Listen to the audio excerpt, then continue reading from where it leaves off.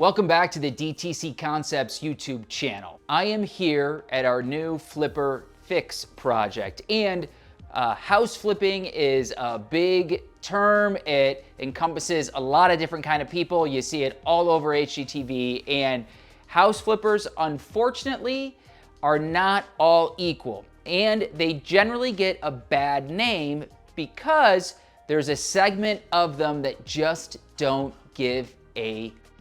So we are standing in a house that was flipped, and we were asked to fix all of the things that were done incorrectly or just not thought through. And that, I think, is the biggest piece of flipping properties. If you don't have somebody who is design forward, who is really focused on making it a livable home, this is what we run into, just things that don't make sense. So let me take you through our flipper fix and show you why we tend to get a bad name sometimes.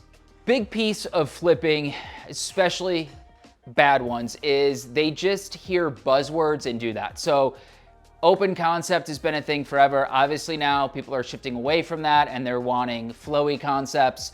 So I'm standing in a home where everything was completely opened up. And so you have the difficulty of designating different spaces and also making them very functional. And so in this home, they just ripped out walls. They threw in about 3,000 overhead lights, and they did a too small of kitchen and left a lot of wasted space. So I'm standing in the living area.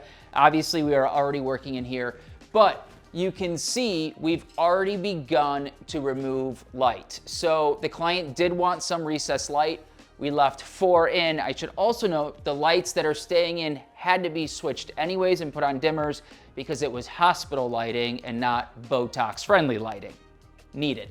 So we've started a patch. We're gonna patch all of the ones that we took out, but you can see way overloaded with light. So in terms of lighting, this house not only was overloaded, but it was all just overhead. There was no thought of how do I use light to anchor and create mood. And so we are doing the reduction of overhead. We're going to be bringing in more lamps in this area. And then as you move through into the kitchen section, we've got 3 pendants. Those are being changed out. There's nothing necessarily wrong with these, but it's these Edison bulbs. There's no diffusing of the light, so it's really bright for something being right at your face. So we're changing that out. I'm also putting it on a dimmer. You can see back in the kitchen area here, too many lights, so we're doing a reduction in those as well.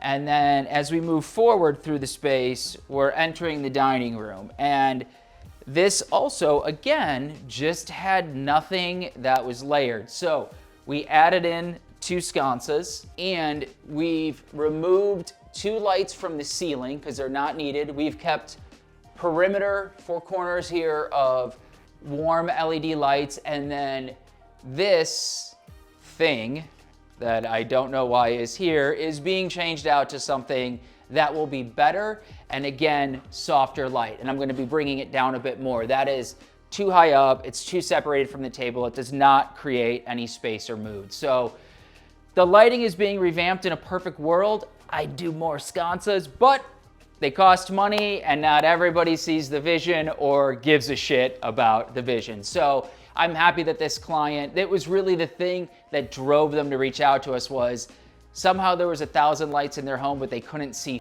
and everything just felt not right. So as we walk back through this way and you get to the center kitchen, let's touch a little on use of space and why floor planning and redoing floor planning and redoing it again is so important.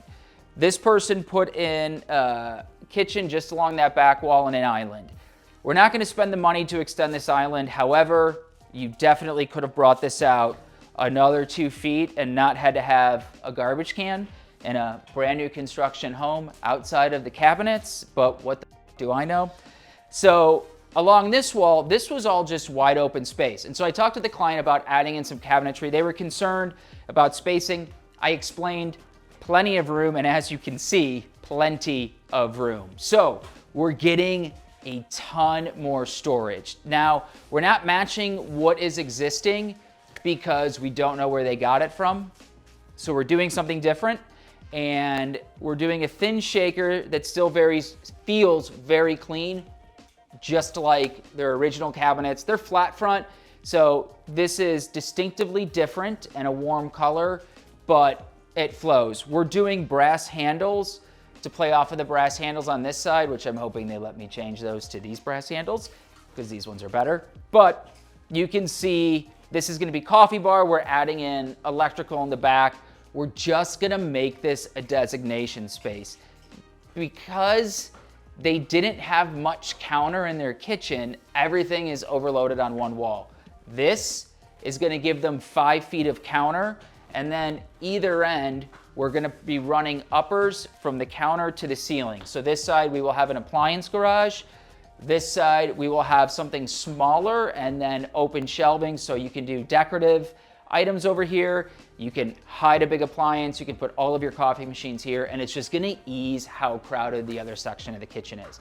But again, this was, 156 inches of unused space. So once we get the cabinetry up, to add a little design layer to it, because everybody likes a 4th layer, we're going to be using really pretty wallpaper from Rebel Walls, and that's going to surround the window, and it will run from the interior of the cabinet to the other interior of the cabinet. So super excited about that because it's just going to balance all the heaviness on this side. So again, we flip properties. I very much care about how those properties look, feel, and work for families. There are flippers who do not give.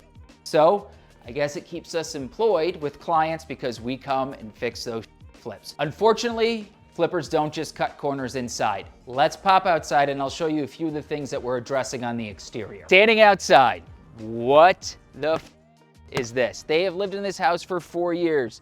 This thing looks like it's 150 years old. Whoever was flipping this threw a coat of paint on everything, threw up something that was not properly sealed or maybe not even meant for outdoor use, and this is what we have. If you pan up and see behind me, you can look at that sliding door. That's also not properly prepped. All of that paint is peeling, and this is what happens. They come in, they just make something look good because they know they need 30, 60, 90 days for it to hold up, and then somebody buys it. So if you're buying a flipped home, really take your time, really do your due diligence so you don't end up with a 150-year-old gate. So stick around. I'm excited as this continues. There's gonna be paint, the new lighting's gonna go in, all of the plastic will come up. It's gonna be fantastic. I cannot wait to bring you along on this Flipper Fix project. If you got a little time, like and subscribe, and I will see you on the next one.